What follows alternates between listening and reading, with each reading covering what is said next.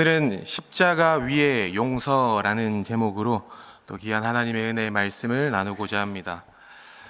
우리 성도 여러분들께서는 혹시 여태껏 수많은 인생 여정들 속에서 정말 억울했던 순간들이 있으셨나요?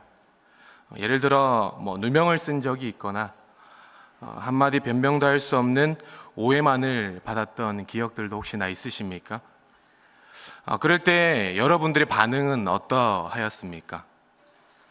저도 최근에 2달 전만 해도 정말 억울한 일들이 하나 있었습니다. 그럴 때 정말 환장하겠다라는 단어가 절로 나오더라고요. 그렇듯 이러한 일들이 있으면 사람들은 보통 억울함이 쌓일 때마다 속이 뒤집어진다라는 표현도 많이들 쓰고도 하죠. 그리고 그때 보통 사람들은 세상을 향해서 이렇게 말합니다. 인생 헛살았다. 열심히 살아서 뭐하냐. 그리고 교회를 다니는 사람들에게는 하나님 너무하신 거 아닙니까? 라는 질문을 던지기도 합니다. 그런데 오늘 본문에서 보시면 웬만큼 억울한 사람은 감히 명함도 못 내밀 정도의 사건이 일어나게 된 것이죠. 우리가 다 듣고 알고 있는 예수님의 십자가 처형 사건입니다. 여러분 다들 아시는 것처럼 예수님은 죄가 없으신 분이시죠.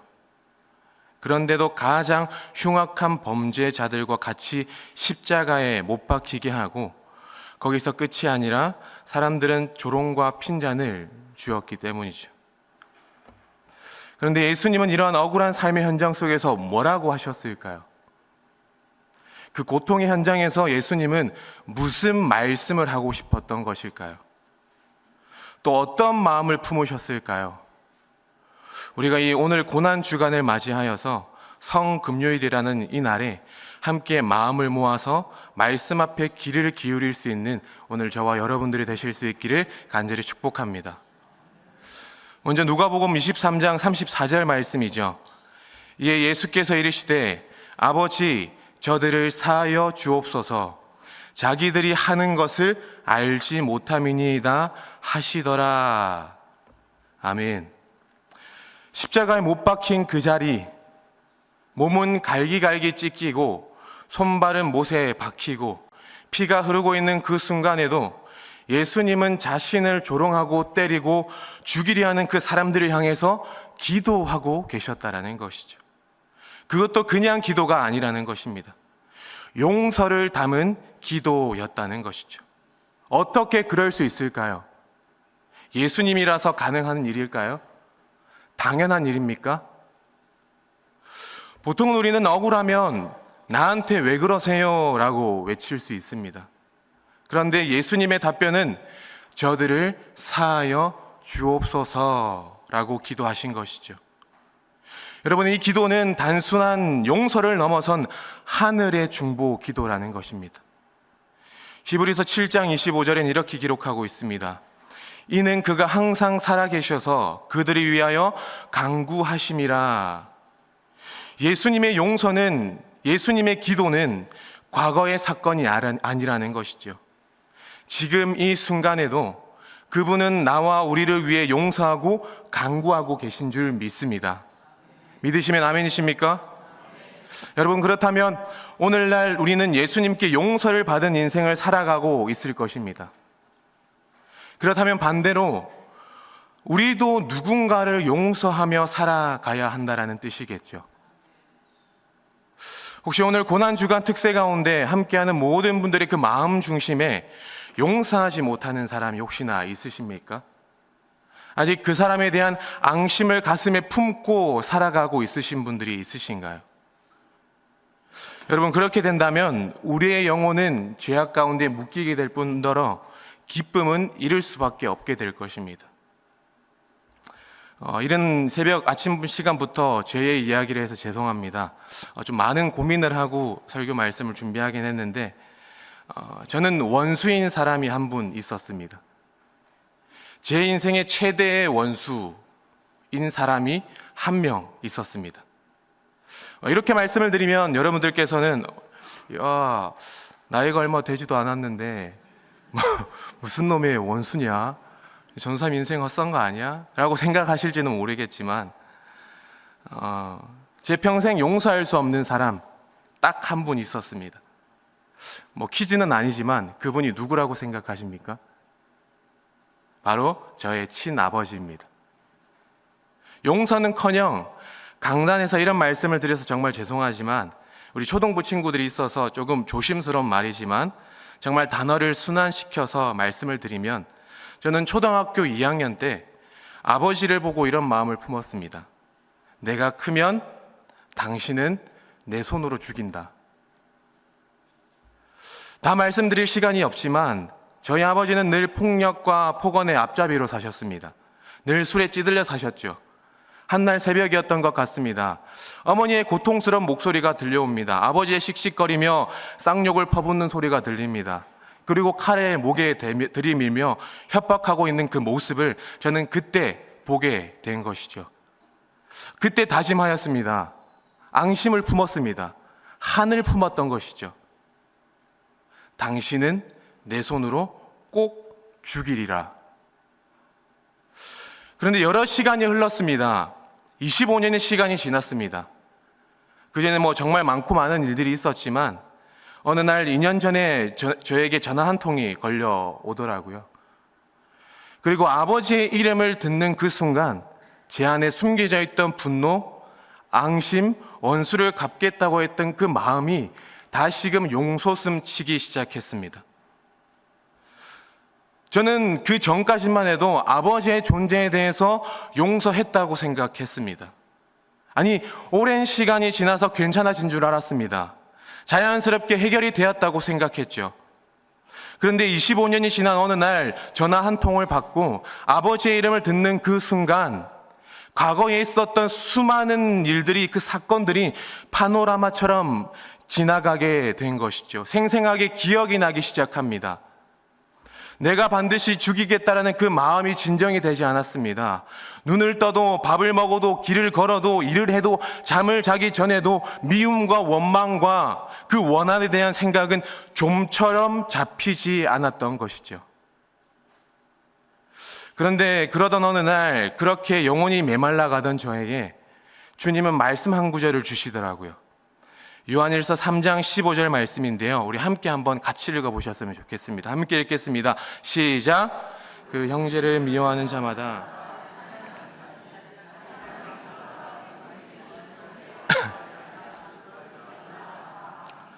아멘. 이 말씀을 받은 저는 어떻게 주님께 답변을 드렸을까요? 네, 주님, 알겠습니다. 정말 억울하지만 미워하지 않겠습니다. 사랑하겠습니다. 용서하겠습니다. 라고 말씀하고 싶었는데 오히려 반항심만 생기더라고요. 나의 원망과 앙심은 오히려 화살은 하나님께로 돌아섰습니다. 하나님, 지금 말도 안 되는 말씀 좀 하지 마십시오. 아버지라는 그 한 사람 때문에 저의 어린 시절의 추억이라곤 단 한 가지도 찾아볼 수가 없습니다. 하루하루 눈물로 지새웠습니다. 저에게는 아버지라는 존재는 저에게는 늘 공포와 두려움의 대상이었습니다. 그런데 뭐라고요? 뭘 어떻다고요? 라고 아우성 치기 시작했죠. 그런데 그때 주님은 저에게 뜻밖의 질문을 주시는 것 같았습니다. 아들, 너 정말 나 사랑하니? 라고 물으시는 것 같더라고요. 지금 그 상황 속에서 사랑하냐고 물어보실 상황이 전혀 아닌데 그럼요, 당연히 사랑하죠 라고 말씀을 드렸는데 그때 저에게 주신 또 한 가지의 말씀이 있었습니다. 요한복음 14장 15절 말씀인데요. 너희가 나를 사랑하면 나의 계명을 지키리라. 여러분, 사랑하면 그 사람의 말을 듣는 게 맞는 거잖아요. 그렇다면 나의 느낌과 감정과 이전의 수많은 상처들은 내려놓고 하나님 사랑, 이웃 사랑의 실천으로 나아가야 한다는 것이죠. 미워한다는 것은 살인한다는 것인데 그 말씀에 아멘 하는 것이 되어야 한다는 것입니다. 나는 억울하다고 생각했지만 하나님께서는 그래도 용서와 사랑을 원하셨던 것이죠. 여러분, 저는 말씀을 이루려고 노력하지도 않았습니다. 그렇다고 나의 힘으로 감정을 짓누른 것도 아닙니다. 단지 저는 오늘 본문에 나오는 말씀처럼 주님께서 그들을 용서하여 준 것처럼 저에게도 주의 말씀을 받들어 용서할 수 있는 기회가 주어지게 된 것이죠. 그 기회를 저는 붙잡을 수 있게 된 것입니다. 그래서 용서의 자리로 한 걸음 디딜 수 있는 은혜의 자리가 마련되기 시작한 것입니다. 그렇습니다. 용서는 우리의 힘으로 되는 게 결코 아닙니다. 오늘 우리를 대신하여 십자가를 지신 그 주님을 바라보고 그 주님의 사랑을 기억할 때, 주님의 용서를 경험할 때 비로소 나에게도 그럴 만한 은혜가 주어진다는 것이죠. 오늘 본문에 나오는 주님의 용서는 어떤 용서입니까? 과연 그 자리에 있었던 종교 지도자들, 로마 군인들, 무리들만을 향한 용서일까요? 아닐 것입니다. 예수님의 용서는 오늘날 나도 용서하도록 부르신다라는 것입니다. 예수님의 용서는 하나님 앞에서 원수 같았던 나도 용서의 자리로 불러주신다라는 것이죠. 그래서 진짜 용서를 받은 사람은, 십자가의 은혜를 받은 사람은 그 용서를 흘려보낼 수 있게 된다라는 것입니다. 혹시 오늘 현장과 온라인으로 참석하신 분들 가운데 아직 이전의 상처로 인해, 아픔으로 인해 누군가를 용서하지 못하고 원망하며 미워하고 계신 분들이 있으십니까? 우리 이번 고난주간을 통하여서 그 미움과 분노를 주님이 지신 그 십자가 앞에 내려놓을 수 있는 그런 삶이 되지 않으시겠습니까? 우리가 방금 봤던 34절의 본문은 예수님께서 용서의 기도를 보여주셨습니다. 끝까지 용서를 선택하셨죠. 그런데 35절부터 38절까지 보면 사람들의 반응이 놀랍습니다. 예수 그리스도의 무한한 그 용서에도 불구하고 백성들은 구경만 하였고요. 종교 지도자들은 남을 구원했으니 자기도 구원해 보라고 조롱만 하기 시작합니다. 군인들은 신포도주를 주며 네가 유대인의 왕이라면 너도 구원해 보라라고 비웃기 시작하죠. 십자가 위의 용서는 세상 사람들에게 비방과 조롱과 비웃음의 대상이 되었다라는 것입니다. 오히려 세상은 예수님 십자가를 처참하게 실패한 십자가라고 여긴다라는 것이죠. 힘없고 초라하고 아무것도 할 수 없는 그런 십자가처럼 말입니다. 하지만 하나님은 예수 그리스도의 그 십자가를 통하여 구원의 문을 여신다라는 것이죠. 진짜 승리의 자리로 우리를 인도하시기를 원하신다라는 것입니다. 단지 여러분, 져주는 것이 이기는 것이다 라는 그런 개념을 말씀드리는 것이 아닙니다. 용서를 통하여서 사랑을 보여주시고 그들을 끝까지 십자가로 품어주셨다라는 것입니다. 비록 사람들은 비웃고 조롱하지만 그 속에서 하나님은 여전히 일하고 계신다라는 것이죠. 하나님의 시간과 우리를 향한 그 구원의 계획은 결코 멈추지 않는다라는 것입니다. 이날 많은 사람들이 골고다 언덕에서 예수님의 그 용서의 모습을 구경하고 있지 않았을까요? 죽음의 현장들을 구경하고 있었을 것입니다. 조롱하며 비웃었지만 하나님은 있는 그 자리에서 용서의 문과 구원의 문은 결코 포기하지 않으셨다라는 것이죠. 여러분, 오늘을 살아가는 우리의 삶에서 세상을 살아갈 때 세상은 우리의 믿음과 십자가를 보며 조롱하고 비웃을 수 있습니다. 십자가 위에 용서를 보고 마치 패배자 의식을 줄 수 있다라는 것이죠. 하지만 우리는 기억해야 합니다. 진짜 믿음은, 진짜 용서는 십자가로부터 시작된다라는 것을요. 십자가를 지신 예수님을 통해서 시작된다라는 것을 기억하며 나아가는 오늘 저와 여러분들이 되실 수 있기를 간절히 축복하며 소망합니다. 말씀을 맺으려고 합니다. 여러분, 주님이 보여주신 십자가의 용서를 어떻게 보셨습니까? 아직 용서라는 단어가 혹여 부담스러우신가요? 아직 준비되지 않았다고 생각하십니까? 용서가 어려우신 분들을 위해 다니엘 김 선교사님이 이런 말씀을 전해주시더라고요. 우리는 용서하라고 하면 마치 이제 그러면 저 사람과 커피도 마셔야 하고 밥도 같이 먹어야 하고 교제도 해야 하고 이젠 없었던 것처럼 희희락락거리며 같이 농담하고 지내야 할 사이로 회복해야 하는가라고 생각할 수 있을지 모르겠지만 그렇게 하기엔 너무너무 힘들다라는 것이죠. 그래서 용서라는 것을 엄두를 못 낼 뿐 아니라 용서라는 단어만 들어도 치가 떨릴 수 있다는 것입니다. 그런데 그런 우리의 마음을 아시는 주님은 상처받는 우리의 마음을 아시는 분이시라는 것이죠. 그 사람이 나를 얼마나 힘들게 했는지 아시고 기억하시는 분이 바로 주님이시라는 것입니다. 그래서 용서해야 할 사람과 깊이 교제하며 그 사람과 함께 같이 언젠가 동역하는 것은 주님께서 하시고자 하시면 언제든지 하실 수 있으시겠지만 우리는 앞서 거기까지 생각하는 것이 아니라 그 사람을 향해서 갖고 있었던 그 마음의 원한을 내려놓아야 한다는 것입니다. 그 마음의 미움의 독을 십자가 앞에서 씻어내려야 한다는 것이죠. 그래서 아까 짧게 저의 이야기를 말씀을 드렸지만 하나님은 단지 저에게 용서를 강요하신 것이 아니라는 것입니다. 말씀으로 저를 정죄하신 것이 아니라는 것이죠.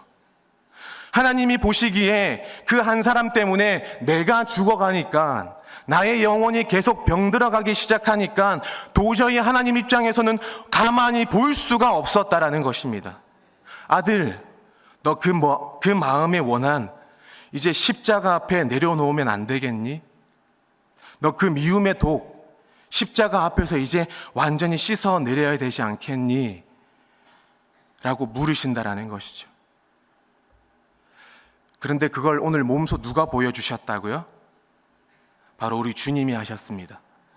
십자가 위에서 완전한 용서를 하시고 품으셨습니다. 제가 이런 단어밖에 기억이 나지 않는데 이런 단어를 써서 정말로 죄송합니다.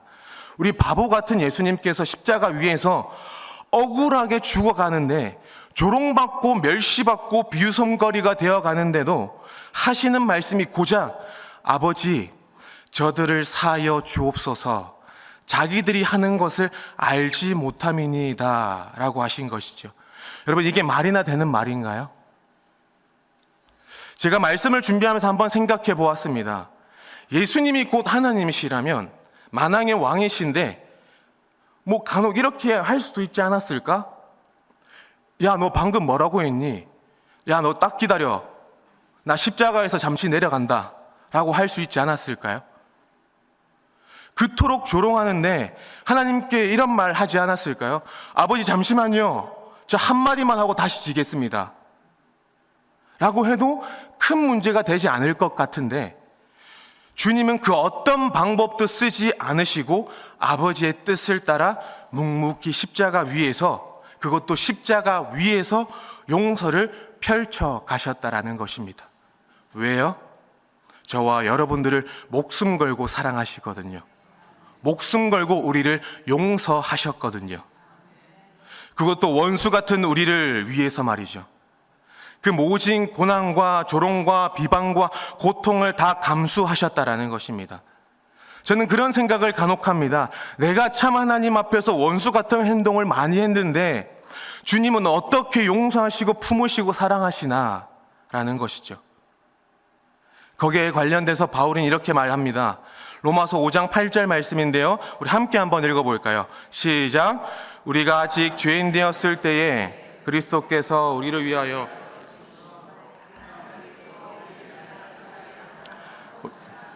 우리 연이어 5장 10절 말씀도 함께 같이 읽어보겠습니다. 시작. 그 아들의 죽으심으로 말미암아 하나님과 화목하게 되었은즉 화목하게 된 자로서는 더욱 그의 살아나심으로 말미암아 구원을 받을 것이니라. 아멘. 여러분, 오늘 주님께서 십자가 위에 용서의 자리로 우리를 부르고 계십니다.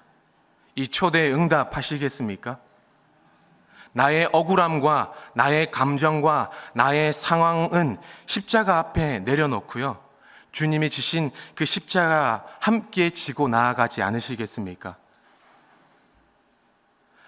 오늘도 여전히 주님은 우리를 용서하여 주신 것처럼 나도 누군가를 용서할 수 있는 기회를 달라고 용서의 자리로 한 걸음 전진하며 나아갈 수 있는 고난 주간이 되게 해달라고 우리는 기도할 수 있는 저와 여러분들이 되실 수 있기를 간절히 축복합니다. 더하여 나 같은 원수도 주님이 끝까지 사랑하셨는데 끝까지 사랑하신 것처럼 나도 주님의 계명을 지키며 오늘도 누군가를 사랑하며 살아갈 수 있는 하루가 될 수 있기를 간절히 축복하며 소망합니다.